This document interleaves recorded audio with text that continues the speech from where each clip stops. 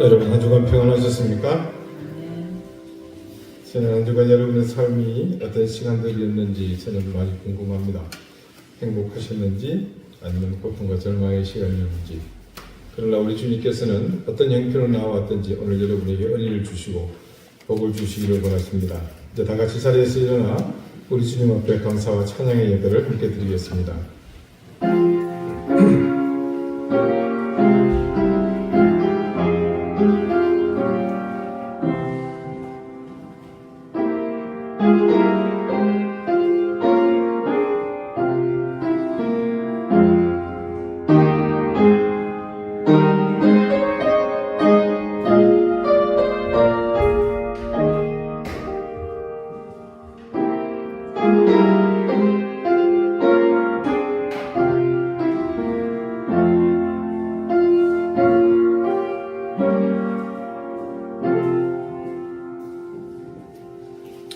하나님이여, 주의 인자심이 어찌 그리 보배로우신지요. 사람들이 주의 날개 그늘 아래에 피하나이다. 주를 아는 자들에게 주의 인자심을 계속 베푸시며 마음이 정직한 자에게 주의 공의를 베푸소서. 아멘. 창조주 하나님, 하나님의 거룩하심을 찬양합니다. 성자 예수님, 우리를 위해 흘리신 거룩한 보혈을 찬양합니다. 매 순간 우리와 동행하시며 구주를 고백하게 하시고 창조주 하나님을 향한 마음을 꺾지 않도록 도우시는 성령 하나님을 찬양합니다. 오늘 주님의 부름 앞에 함께 머리 숙인 우리의 경배를 받아주십시오. 성부, 성자, 성령, 삼위일체 하나님을 향해 경배와 찬양을 드리는 우리의 이 예배를 받아주십시오.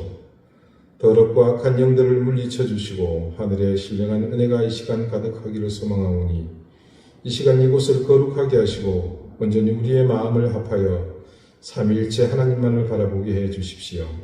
예수 그리스도 이름으로 기원하옵나이다. 아멘. 찬송가 5장 함께 찬송합니다.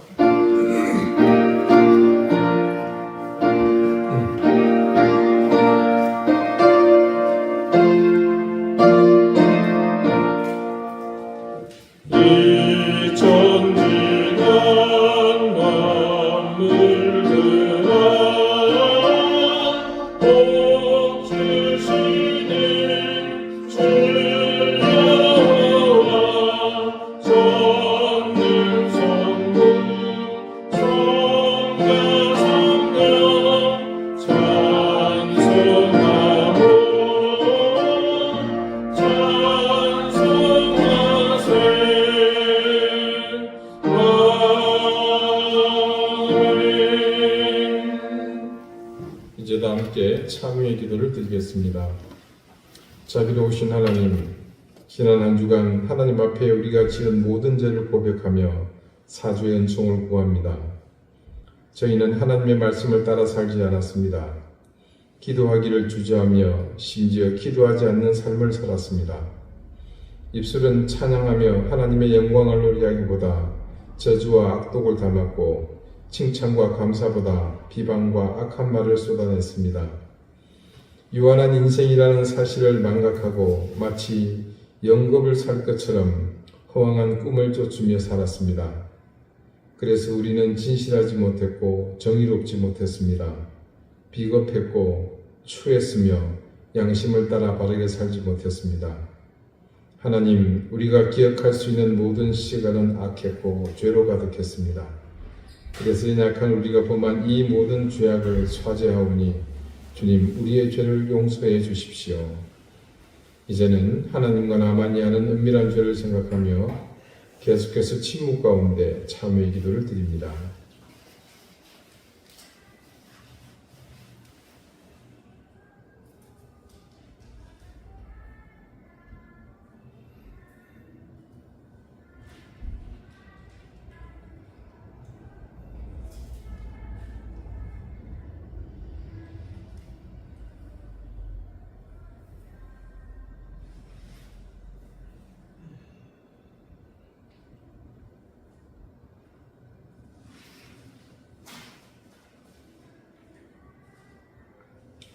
하나님께서는 자신의 부끄러운 죄를 솔직하게 고백하는 사람들에게 말씀하십니다.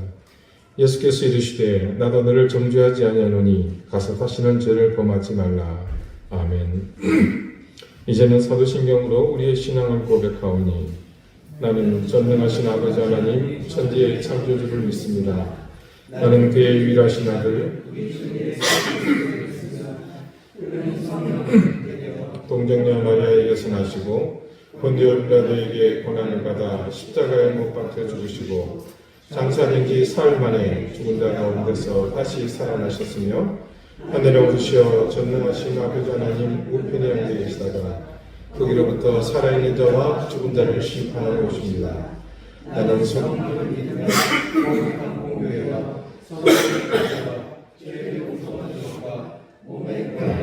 영생을 믿습니다. 아멘. 자리에 앉으시기 바랍니다. 이제 다 함께 성신을 교독하겠습니다. 성신은 교독문 66번 시편 150편입니다.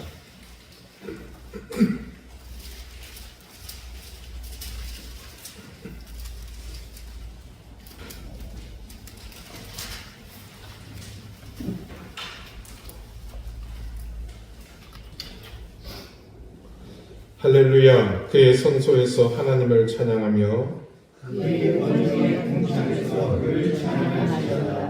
그의 능하신 행동을 찬양하며 그의 지극히 위대하심을 따라 찬양하시라. 나팔 소리로 찬양하며 비파와 숨으로 찬양하시라. 소고치며 춤추어 찬양하며 하나님과 숨으로 찬양하시라. 큰 소리 나는 세금으로 찬양하며 높은 소리 나는 기쁨으로 찬양하시라. 호흡이 있는 자마다 여호와를 찬양할지어다. 할렐루야. 아멘. 기도드리겠습니다. 자비로우신 하나님, 이 시간 아버지 하나님을 향해 간절한 마음으로 기도드립니다.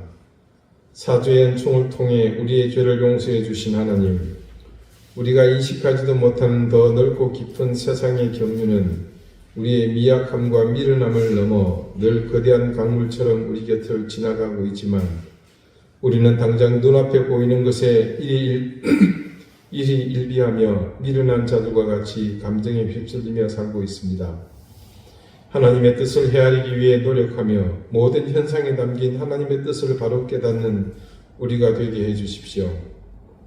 우리가 기도하며 말씀 안에서 우리 자신을 찾는 습관을 게을리하지 않게 하셔서 인간의 욕망이 휩쓸리는 세상 속에서도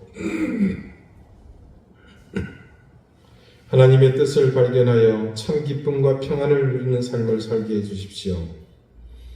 아버지 하나님, 집단 관계에 빠져 진실을 외면하고 보지 않으려는 인생들을 불쌍히 여겨주십시오. 악한 영은 더욱 인간을 부추기며 자기 욕망을 채우려 하고 있습니다.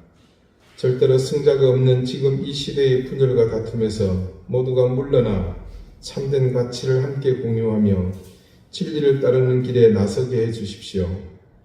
하나님이 세우신 교회들이 그리고 그리스도인들이 삶의 본이 되게 하시고 세상을 바로잡겠다는 허황한 욕심을 버리고 모두가 겸손히 무릎 꿇고 하나님의 자비를 구하는 모습으로 돌아오게 해주십시오. 해방 이후 이 나라의 대통령 선거는 늘 고통의 순간이었습니다. 그 끔찍한 일을 이제 2주 후에 또 치러야 합니다. 이 모든 상황은 욕망에 흐둥이며 탐욕에 매몰된 인생들이 벌인 일들입니다. 그것은 또한 누구의 책임도 아니고 우리 스스로가 만든 현실임을 모두가 자각하며 원망과 저주보다 자신을 돌아보는 시간이 되도록 인도해 주시길 구합니다. 세상이 하나님의 살아계심을 다시 깨닫는 그런 선거가 되게 하시고 의와 진리가 승리하며 거짓과 불의가 술치를 당하는 그런 시간들이 되게 해주십시오. 오랫동안 세상을 장악하고 있는 진영과 지역과 감정의 또 계파의 고리 모두가 악한 영의 도구임을 깨닫고 우리 스스로 그 더러운 그물을 찢고 세상에서 하나님의 공의를 외치게 해주십시오. 우리 이른 교회를 사랑하시는 주님, 주님의 사랑하심에 부끄럽지 않는 우리 교회 되게 해주십시오. 올바른 믿음을 갖게 하시고 우리의 신앙이 정직하게 해주십시오. 그런 믿음과 신앙을 회복하기 위한 우리 교우들의 삶을 주님께서 힘주시고 응원해 주시고 성숙한 신앙인으로 그리고 한 사람의 교회로서 우리 자신을 그렇게 의롭게 가꾸게 해 주십시오. 이든 교회의 교우들 형편을 잘 아시는 주님, 교우들 가정에 생업위의 은혜를 더해 주십시오. 사랑하는 자녀들을 하나님 은혜의 손길로 인도해 주십시오. 지혜와 명철을 더해 주시며 하나님과 세상에 사랑받는 귀하고 착한 자녀로 자라게 해 주십시오. 질병으로 고통받는 가족들을 하나님 기억해 주시고 치유하시는 능력으로 회복해 주시기를 구합니다. 이 예배를 통해 주실 은혜와 복을 저희는 부끄럽지만 기대합니다. 염치 없는 우리의 마음과 겸손한 심령을 하나님께서 헤아려 주시며 이 시간 하늘의 신령한 은혜로 이 예배 가운데 응답해 주십시오. 감사드리며 예수 그리스도 이름으로 기도드립니다. 아멘.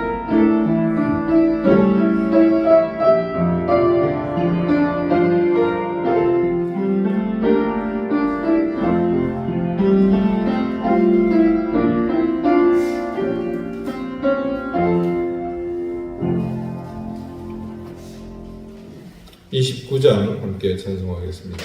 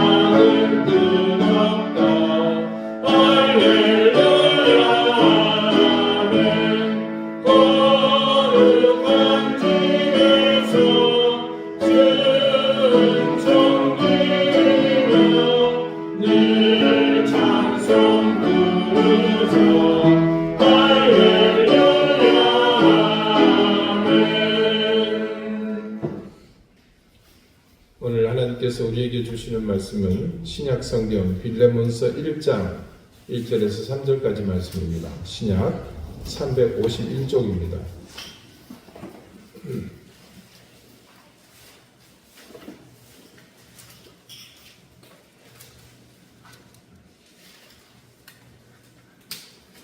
빌레몬서 1장 1절에서 3절 말씀을 제가 읽겠습니다. 이제 다 같이 자리에서 일어나 하나님의 말씀을 경청하십시오. 그리스도 예수를 위하여 갇힌 자 된 바울과 및 형제 디모데는 우리의 사랑을 받는 자요 동역자인 빌레몬과 자매 아비아와 우리와 함께 병사된 아키포와 내 집에 있는 교회에 편지하노니 하나님 우리 아버지와 주 예수 그리스도로부터 은혜와 평강이 너희에게 있을지어다. 아멘. 자리에 앉으시기 바랍니다. 하나님께서 이 말씀으로 우리에게 은혜 주시기를 원합니다.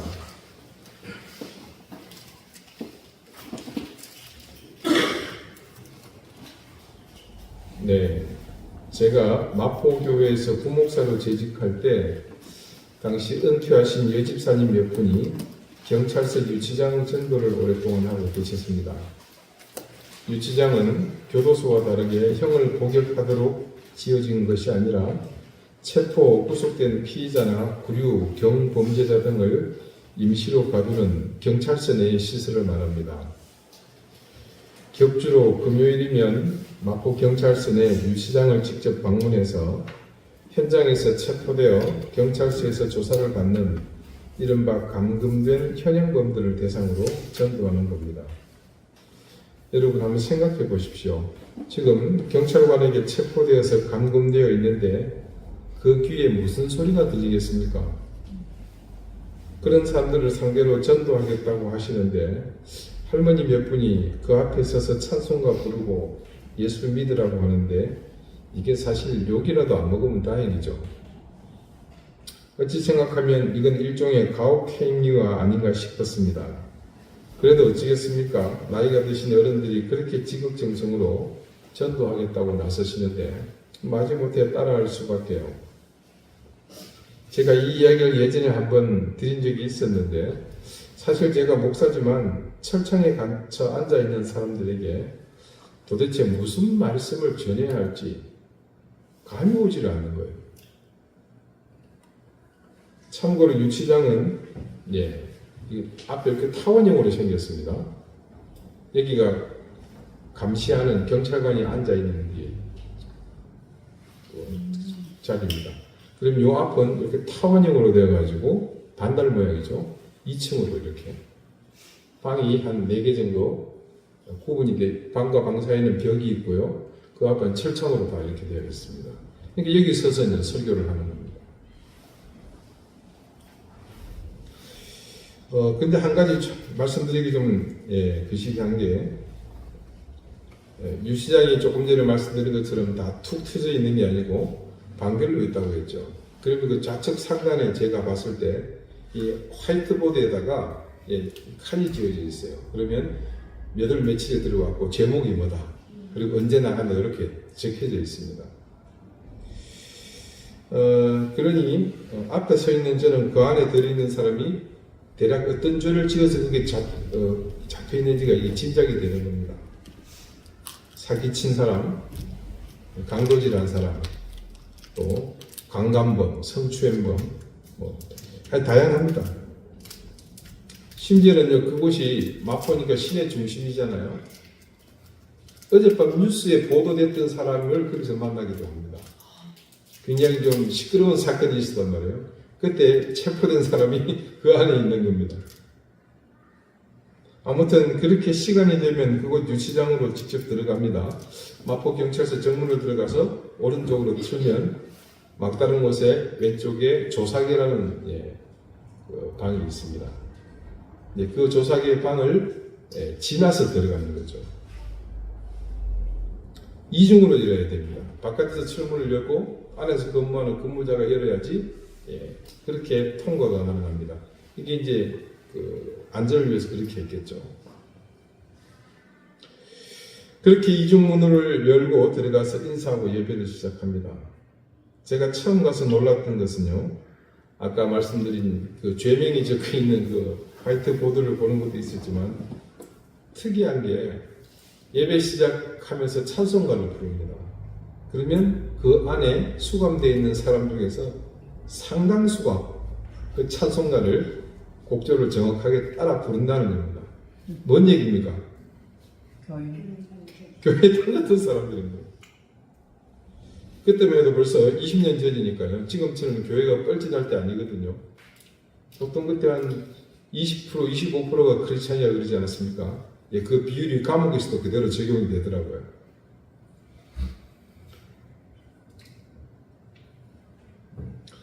근데 제가 좀 민망했던 건 좀 살살 부르지. 그 소리를 이렇게 부르는 겁니다. 물론 그 안에서 자기가 죄를 회개하고 이제 하나님 앞에 바르게 살겠다는 다짐으로 그렇게 했을 수도 있긴 하겠네요. 자, 그리고 나서 성경 말씀을 읽는데 그것도 또 열심히 찾습니다. 근데 막상 제가 지금 세상 모든 소리가 귀찮은 그 사람들에게 무슨 말을 하든 그게 소용이 있겠습니까? 아마 예수님이 와서 뭐라고 말씀하셔도 그 사람들 귀등으로도 들으려 하지 않을 겁니다. 처음 몇 달은요, 그렇게 쇠계의 경일 듯 듣든지 말든지 저 혼자 말씀 전하고 시간이 되면 그냥 돌아오기를 반복했었습니다. 그러다가 어느 날 문득 그런 생각이 드는 겁니다. 저기 안에 잡혀서 갇혀있는 사람이나 이 앞에 있는 나나 하나님 앞에 선다면 무슨 차이가 있겠나 하는 그런 좀 목사스러운 생각이 드는 겁니다. 그런 생각이 들면서 갑자기 이런 말이 튀어나왔습니다. 여러분이 그 안에 계시니 답답하시죠? 사실 여러분이나 저나 뭐 다른 게 있겠습니까? 차이가 있다면 여러분은 그 안에 계시다는 거고 저는 밖에 있다는 건데 이건 사실 여러분은 재수가 없어서 들켜서 잡힌 거고 저는 아직 운이 좋아서 안 들켜서 이 밖에 있는 차이밖에 더 있겠습니까? 그랬더니 몇몇 사람이 피식하고 웃더니 힐끗 저를 쳐다보는 겁니다.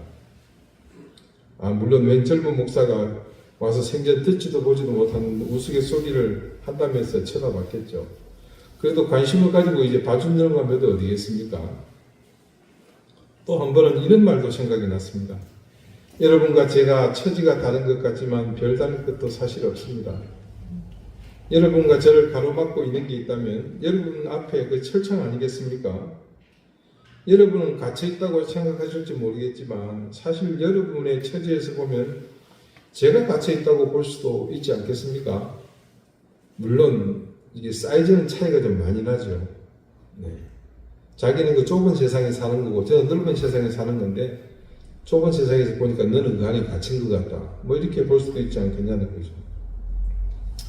그렇게 갇혀있는 것에 관한 생각을 조금 다르게 해석하니까 그 사람들도 마음을 조금씩 열었던 것으로 기억합니다.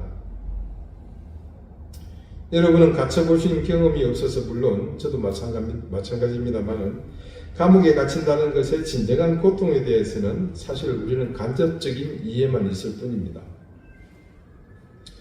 바울이 자신의 생애에 모두 4번의 감옥에 투옥된 적이 있었습니다. 제일 첫 번째는 바울의 회심 초기입니다.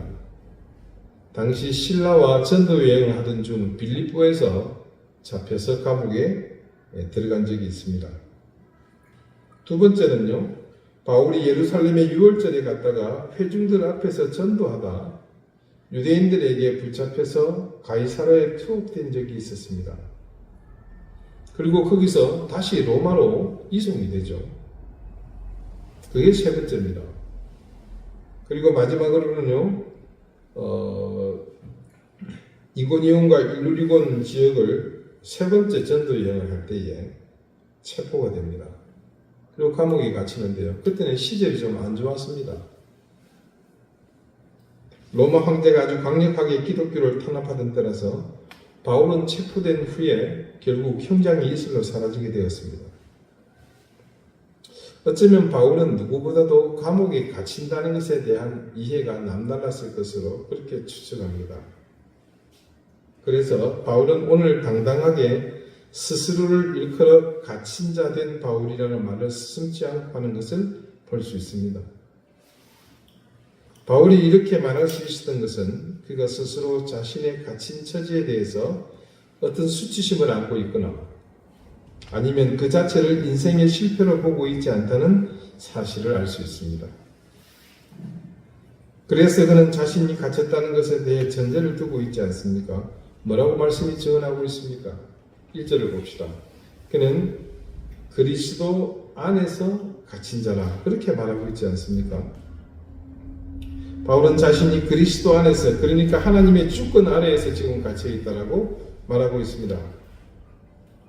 바울이 첫 번째 말고 두 번째 그러니까 6월절에 예루살렘에서 유대인들에 의해 붙잡혀 맞아 죽기 직전에 당시 예루살렘의 천부장에 의해서 유대인과 격리되어 당시 그 천부장이 지휘하고 있는 그 부대 영내에 따로 분리되어서 수감 생활을 시작합니다. 그렇게 바울은 예루살렘에서 구류되어 있다가 다시 가이사랴로 이송되게 됩니다. 이후 분봉왕을 거쳐 로마의 총독 앞에까지 바울이 고발이 되어 재판을 받는 과정에 당시 로마 시민권이 있던 바울은 자신의 시민된 권리로 로마 황제에게 상소합니다. 이제 그래서 세 번째 수감 생활이 시작되게 되는 겁니다. 이 일 때문에 바울이 로마로 압송되거든요. 여러분 그 내용이 사도행전 27장과 28장에 해당되는 부분입니다. 상세히 기록이 되어 있습니다. 바울은 이때 로마에 갇혀 있으면서 3년 정도 생활한 것으로 보입니다. 이게 사도행전이 끝난 바로 직후입니다. 그런데 아시다시피 바울이 죄수로 끌려간 것은 맞지만 실제로 예루살렘과 가이사랴에서 바울이 이게 잡혔을 때 이게 정확한 죄목이 있어서 그에게 형량을 구형을 한 적이 없단 말입니다. 단지 황제에게 항소했기 때문에 지금 로마에서 구금된 상태가 된 겁니다. 차라리 네가 항소하지 않았다면 좋을 뻔하였느니라. 여러분 그 사도행전에도 그대로 그 말씀이 기록되어 있어요. 그래서 여러 주석에서는 바울이 로마에서 수감 생활을 했다는 것을 일반의 죄수들이 감옥에 갇혀서 집단 생활하는 그런 것이 아니라 혹은 주택 같은 곳에서 아니면 따로 셋집을 얻은 그런 상황에서 거주 이동의 자유를 제한받는 정도로 기거했다. 그렇게 보는 견해가 많습니다.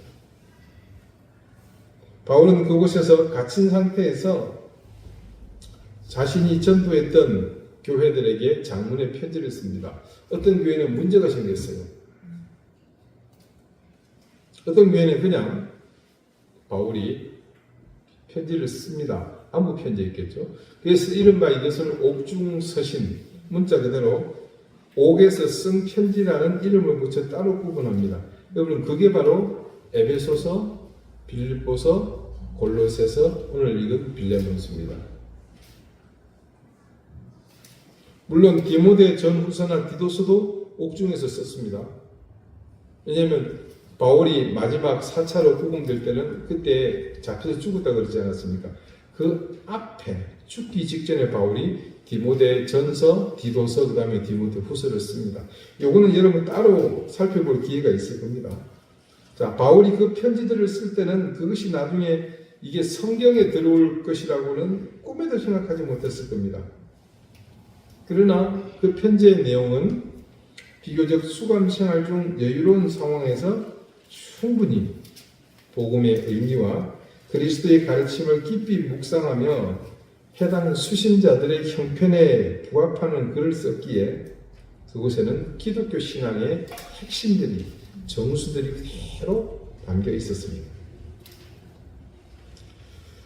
그래서 후일에 그것이 기독교 신앙의 정수를 담은 것으로서 그 가치가 높이 평가되어 이 성경에 선택이 된 겁니다.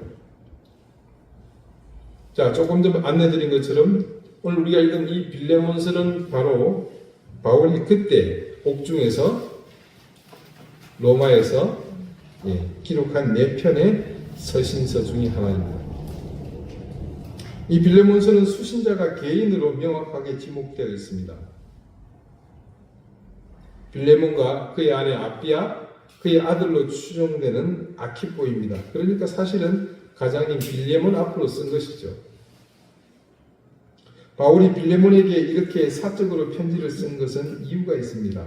그것은 개인적으로 바울이 빌레몬에게 부탁할 것이 있었거든요. 바울이 감옥에 수감되어 있는 동안 한 특별한 사람을 만납니다. 그 사람은 이제 본문 중에 나오게 됩니다마는 오네시모라는 사람입니다. 이 사람은 빌레몬의 집에 있던 노예였습니다. 그런데 어떻게 된 사정인지 알 수 없으나 빌레몬의 집에서 도망쳤다가 또 어떤 죄를 지어서 도망 중에 붙잡혔는지 체포되어 바울이 있는 이 감옥까지 오게 되었습니다. 자, 이렇게 바울과 함께 있게 되니 어떤 일이 벌어졌겠습니까? 무슨 일은요? 이게 바울의 입장에서는 호박이 넝쿨은 아니죠. 호박자 지금 굴러들어온 거잖아요. 어떡해요? 이게 뭐 찌지고 볶고 삶고 찌고 튀기고 오븐에 구워서 요리를 해야죠. 어떻게 해요? 예수 그리스도의 사람으로.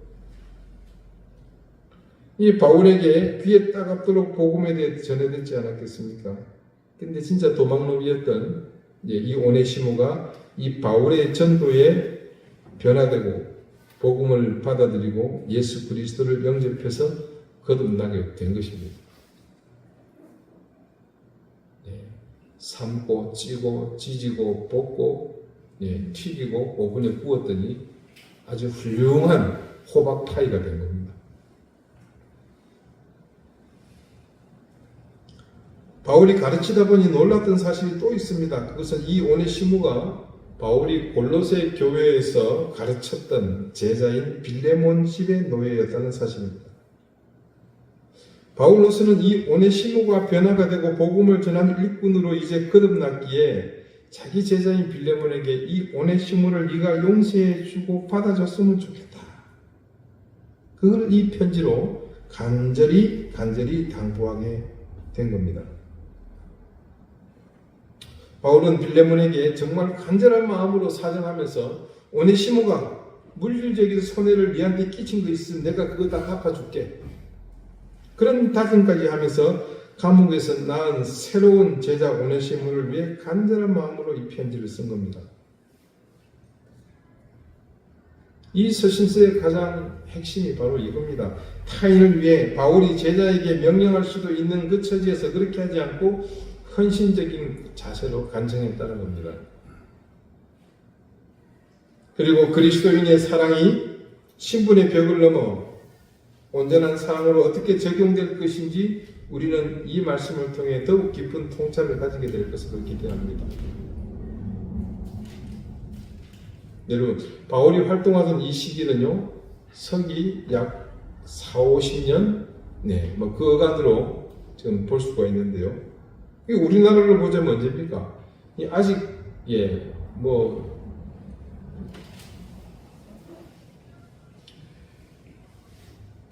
고대 국가의 어떤 기틀도 안 섰을 때죠. 저 위에 보면, 부고, 옥동, 마진변, 이 정도. 여러분, 그런 시대였다고 생각해보면요. 그때 당시 이 신분 사회의 위계가 얼마나 강력했을지 여러분 충분히 짐작을 할 수 있으시겠죠. 그런 시대에 노예가 주인을 떠나 도망쳤다는 사실만으로도 이미 그 목숨을 보존하기 어려운 상황입니다. 그런 상황에서 바울의 이 편지는 과히 충격적인 내용을 담고 있다고 해도 과언이 아닐 겁니다. 도망친 노예, 죽은 목숨이나 다름없는 사람, 어쩌면 사람 취급조차 받지 못하던 그런 존재를 향한 바울의 모습은 말 그대로 그리스도인, 예수님을 구주로 믿는 사람이 가져야 할 기준이 되는 그런 모습이었습니다. 미국의 제16대 대통령이 에이브럼 링컨입니다. 에이브럼 그러니까 여러분 좀 그냥 아브라함이거든요. 아브라함 링컨입니다. 이 링컨이 빌레몬서를 읽다가 큰 영감을 받았다고 전해집니다. 그 영감은 뭐냐? 바로 노예를 해방해야 되겠구나. 백악관을 기도의 처소로 만들었을 정도로 깊은 신앙을 가졌던 이 링컨은 빌레몬서를 중심으로 힘써 기도하며 노예 해방을 준비합니다. 링컨 유명한 말을 했죠. 자유와 노예가 함께 있는 나라는 없다.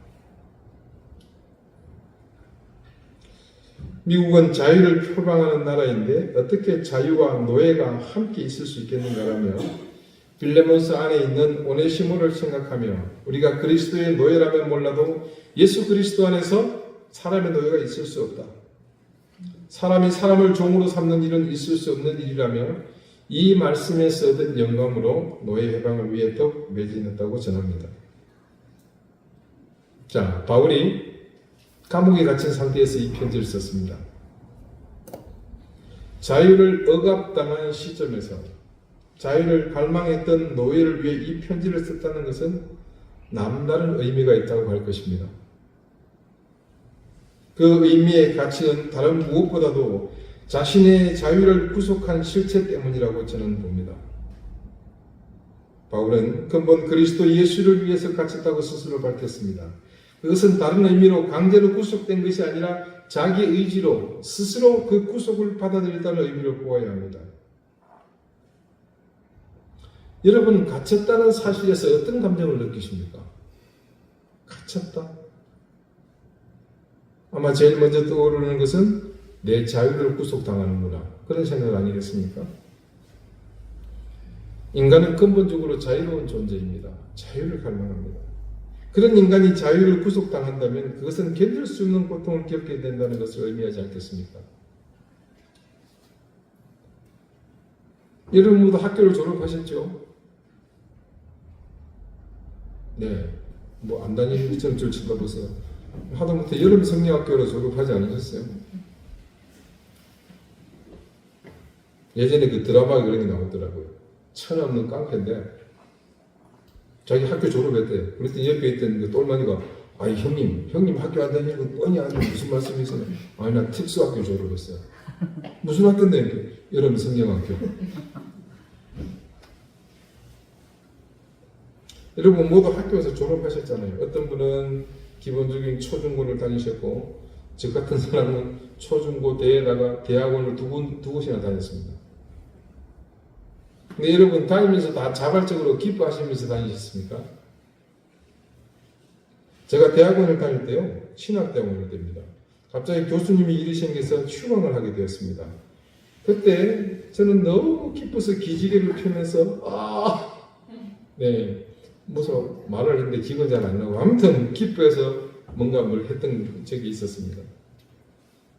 그날 밤에 어쩌다가 그 일이 생각이 나가지고 제가 회개했어요. 그때가 30살 딱 되던 해였거든요. 야, 나이 30이 되어도 수업을 빼먹는다는 것에 내가 그렇게 화를 했다니. 그 양심의 가책이 있는데 그 다음이 문제예요. 근데 이 학교가 무슨 학교예요? 신학대학이잖아요. 목사가 되겠다는 놈이 거기서 그 수업 안 한다고 이렇게 만세를 부른다는 게 이건 너무나 참 수치스러운 일이더라고요. 그래서 제가 반성을 많이 했습니다. 그 이후에도 휴강은 계속 있었지만 근데 제가 머리가 안 좋으니 계속 잊어버리고 그때마다 환호를 질렀던 기억이 있습니다. 남자분들은 모두 짧게 혹은 길게 군 복무를 하셨습니다. 그 복무 기간이 여러분들에게 기쁨과 소망의 시간이었습니까? 모두가 자유를 구속당했다는 기억을 오랫동안 여러분의 뇌는 기억하고 있었습니다. 학생과 군인을 함께 묶어서 비교하는 것은 조금 억지가 있기는 합니다만 그 시절에 그러니까 학생과 군인은 자신의 자유가 제한되면서 동시에 자기 권리와 더불어 기본적인 다른 권리도 구속당하게 됩니다. 그래서 그 시간은 자기 삶이 아니라 자신을 그렇게 구속하고 있는 그 제도나 권력이 되었건 구속한 그 세력에 의해서 인생이 좌우되는 시간이었습니다. 여러분 학생으로 구속된 시간은 뭡니까? 교육제도가 그렇게 묶어놨잖아요. 그 교육제도가 왜 어린 아이들을 그렇게 묶어놓는 겁니까? 예, 이유가 있죠. 뭐 장황하게 확립된 교육의 이념에 따라서 제한된 그 틀 안에서 배우는 학생들, 그건 그 교육 이념 따라 그렇게 만들어지는 겁니다. 그게 못된 놈 만드는 게 아니고 뭡니까? 정상적인 사회인으로, 올바른 사회인으로, 예, 그렇게 사람답게 살아가기 위해서 그런 틀 안에서 가둬놓는 거 아닙니까? 군대도 마찬가지입니다. 국토방위라는 중차대한 목적에 맞게 훈련하고 반복 숙달하게 해서 전투원으로 양육합니다. 군이 바라는 정예병으로 그렇게 시간이 지나면서 점차 익숙해지게 되는 거죠. 뭔가에 매이거나 혹은 구속당하는 것이 결코 속박만을 의미하지 않는다는 사실을 우리는 그래서 잘 압니다. 오늘 그래서 우리는 바울이 자신을 스스로 그리스도 예수 안에 갇힌 사람이라고 말하는 그 의미를 무겁게 받아들여야 합니다. 바울이 그렇게 말한 데는 다음과 같은 이유를 짐작할 수 있습니다. 먼저 바울은 자신의 자유보다 주님의 뜻을 더 소중하게 생각했습니다. 그 말인즉 자신의 인생보다 주님의 뜻이 자신에게는 더욱 소중한 것이었다는 말입니다. 바울은 바로 그런 사실 때문에 자신의 가장 소중한 것은 주님을 위해 포기하고 스스로 그렇게 갇힌 자가 된 겁니다. 그는 그렇게 자신이 갇힘으로 세상 사람들이 얻을 수 없는 주님을 얻었고 그분을 소유하게 되지 않았습니까? 그런 바울은 이제 단순히 자신의 자유를 넘어 무한한 자유의 세계, 더 깊고 오묘해서 고결한 그 자유를 얻게 되었습니다. 바울이 한낱 도망하여 언제 죽을지 모르는 하찮은 노예를 위해 이렇게 요즘 표현으로 영혼을 갈아 넣으며 제자인 빌레몬에게 간청할 수 있었던 그 힘이 바로 여기서 나왔던 겁니다. 여러분, 나의 자유와 맞바꿀 수 있는 것이 과연 세상에 무엇이 있겠습니까? 천하를 주고 바꿀 수 없는 것이 우리의 자유가 아니겠습니까? 그런데 그것을 주님을 위해서라면 바울처럼 당당하게 내놓을 수 있지 않겠습니까? 왜냐하면요, 우리가 주님을 위해 그 자유를 내어드린다면, 그래서 주님 때문에 가신 자가 된다면 이제 후로는 우리의 인생이 그분으로 살 수 있게 될 것이기 때문입니다. 나의 자유가 제한을 받지 않고 마음껏 발휘된다. 여러분, 그렇게 해서 내가 궁극적으로 얻을 수 있는 것이 과연 무엇이겠습니까? 불완전한 나의 권리, 세상에서 지금 그렇게 부르짖고 있는 내 인권이 과연 주님을 떠나서 세상 가운데서 인정받는다고 한들 그 가치가 과연 어떤 의미가 있겠습니까? 그래서 바울은 자신이 누구인지 알고 또한 인간의 유한함을 알았기에 주님 때문에 갇히는 것을 두려워하지 않았고, 그래서 자신이 그리스도 예수를 위해 갇힌 사람이라고 당당하게 말할 수 있었습니다. 여러분, 예수님을 위해 스스로 갇히는 것을, 자유를 구속당하는 것을, 나의 의지가 제한받는 것을 두려워하지 마십시오. 우리가 주님 때문에 갇힌 자가 되거나 자유를 구속당하거나 내 의지가 제한당하면 그때부터 주님께서 나를 대신해서 내 인생 가운데 주권자로 안주한다는 사실을 믿으십시오. 그때 우리는 성경 말씀 속에서만 알던 자유, 설교 말씀을 통해서만 들었던 그 자유, 우리의 입에 습관처럼 달라붙어 있던 추상적인 의미의 자유가 아니라 진짜 자유를 소유하게 됩니다. 사랑하는 우리 이든교회 가족 여러분, 비단 그리스도 안에서 갇힌 자가 되는 그런 구속이 아닐지라도 우리가 진리의 말씀 때문에 포기하고 혹은 제한을 받는 일이 생기는 것을 기뻐하십시다. 그것은 주님이 당하신 모욕과 수치를 우리가 먼저 감당하는 길입니다. 그러나 정작 주님이 당하시는 모욕과 수치라는 것이 얼마나 모순된 일입니까? 창조주 하나님께서 모욕을 당하실 일의 실체가 무엇이겠습니까? 여러분, 진리이신 주님께 있는 수치라는 것의 실체는 또 무엇이겠습니까? 우리는 압니다. 이때 말하는 이 모욕과 수치의 실체가 무엇인지 말입니다. 불완전한 인간, 그런 인간의 탐욕이 감당할 수 없는 큰 힘을 가질 때 나타나는 현상 아니겠습니까? 거대한 세력에 취해서 교만에 빠진 인간이 하나님을 향해, 우리 주님을 향해 쏟아내는 것 아니겠습니까? 이미 우리는 바울과 같이 전적인 갇힘은 아닐지 몰라도 많은 것에서 그리스도 안에서 함께 갇힌 사람들입니다. 여러분, 이게 무슨 의미인가 싶으시죠? 어려운 거 아닙니다. 오늘 우리가 함께 예배하는 이 시간도 사실은 그분의 이름 안에 우리가 함께 갇혀 있는 거잖아요. 여러분 여기 안 계셨으면 지금 뭐 하겠습니까?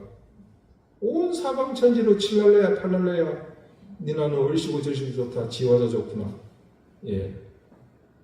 우리 얼마만큼 자유롭게 뛰어놀겠습니까? 그런데 우리가 예수 그리스도 안에서 이곳에 우리 스스로 갇히지 않았습니까?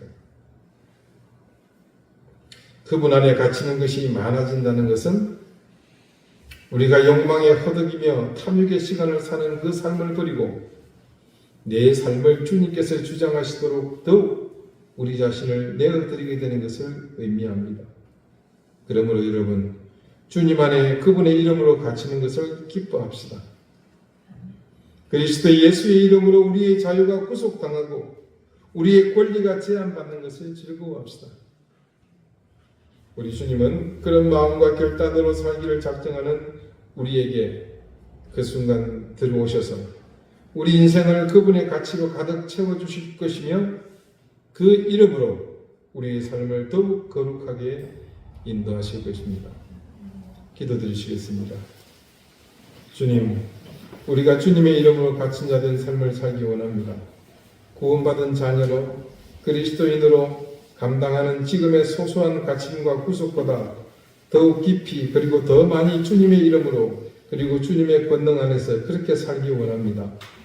유한하고 불완전한 인간이 나아갈 자유와 갈망의 끝이 어딘지 알기에 우리는 그런 자유와 갈망을 주님의 소욕으로 채우기를 원합니다.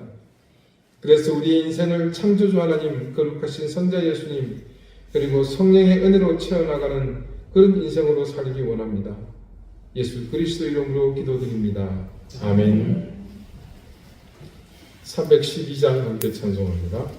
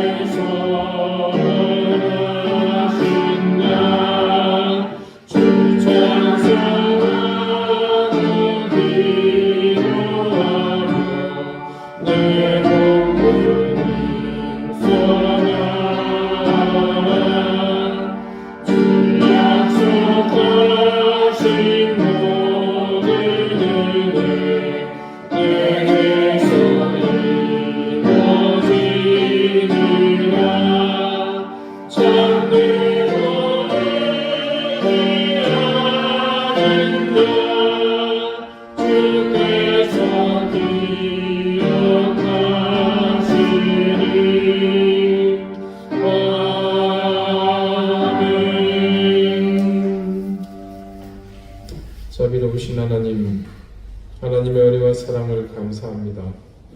우리에게 베풀어 주신 은혜와 사랑을 기억하며 하나님 주신 것을 구별하여 하나님 앞에 정성을 담아드립니다. 그것이 우리의 마음과 정성, 또 우리의 삶과 인생을 함께 담아드리오니 주님 기쁘게 받아주십시오. 드린 손길을 기억하시고 하늘의 신령한 은혜로 땅의 기름진 복으로 그들 위에 함께해 주시기를 간절히 구합니다. 우리 교우들 가정의 형편을 살펴주시고 부족한 종이 간구하는 기도의 제목을 주님께서 간합해 주시며 응답해 주시기를 간절히 구합니다. 특별히 생업의 어려운 문제를 두고 하나님 앞에 기도하는 이들이 있습니다. 하나님 그 길을 열어주시고 막혔던 담이 헐어지고 하나님 정말 오랜 고통과 아픔 속에 세매된 기도의 응답들이 속히 이루어지는 것을 보게 해 주십시오. 질고를 물리쳐 주시고 속히 하나님 건강한 몸을 회복할 수 있게 도와주십시오. 교회를 위해 수고하며 섬기는 손길들을 기억하시고 하나님 그들의 수고를 기억하셔서 더 귀한 상급으로 갚아주십시오.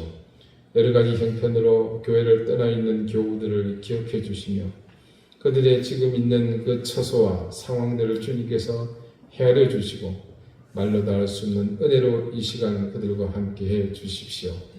감사드리며 예수 그리스도 이름으로 봉헌 기도드립니다. 아멘. 네, 교회 소식 특별한 건 없고요. 이제 나라와 민족을 위해서, 특별히 대선을 위해서 여러분 함께 간절히 기도하시기를 바라겠습니다. 우리 다 같이 자리에서 일어나셔서 앞뒤 좌우에 계신 분들과 다정하게 인사를 나누시겠습니다. 저 가운데 있는 안경 쓴 청년은 저희 둘째입니다. 방학 맞아서 잠시 들어왔습니다. 54장 함께 찬송하겠습니다.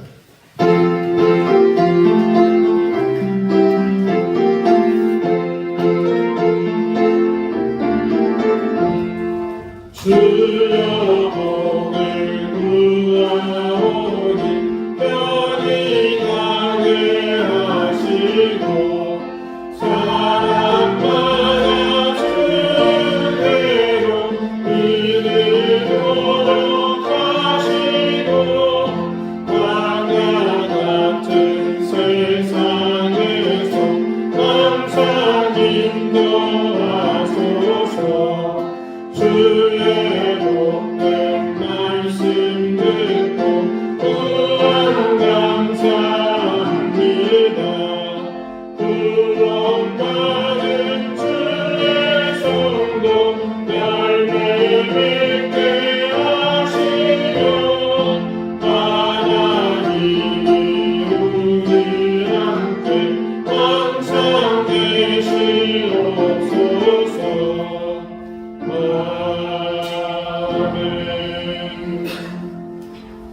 이제는 예수 그리스도의 은혜와 하나님의 사랑과 성령의 교통하심이 우리가 원하는 자유, 갈망을 향한 몸부림보다 그리스도 예수 안에 우리가 스스로 갇히며 우리의 자유를 구속당함으로 끝없는 죄의 갈망 속에서 멸망으로 치닫는 우리의 인생이 아니라 예수 그리스도께서 주장하는 그런 인생, 예수 그리스도의 삶을 사는 그런 고귀한 삶을 소망하는 우리 사랑하는 이등교의 모든 성도들 머리 위에 저들의 가정과 생업과 주신 귀한 자녀들 위해 이제로부터 영원토록 항상 함께 하시기를 간절히 축원하옵나이다. 아멘.